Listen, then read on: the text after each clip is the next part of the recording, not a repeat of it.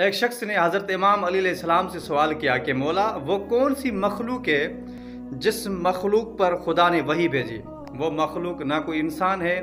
نہ کوئی جن ہے، نہ کوئی فرشتہ۔ تو مولا کائنات امیر المومنین علی بن ابی طالب نے فرمایا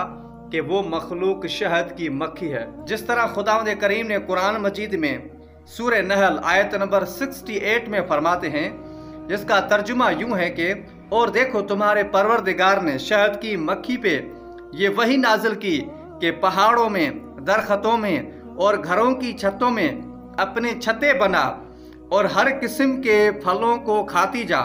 اور اپنے رب کے صاف رستوں پر چلتی جا۔ اس شہد کی مکھی کے پیٹ سے پینے کے لیے ایک شربت نکلتا ہے جس کے مختلف رنگ ہوتے ہیں، اور اس شربت میں اللہ نے لوگوں کے لیے شفا رکھی ہے،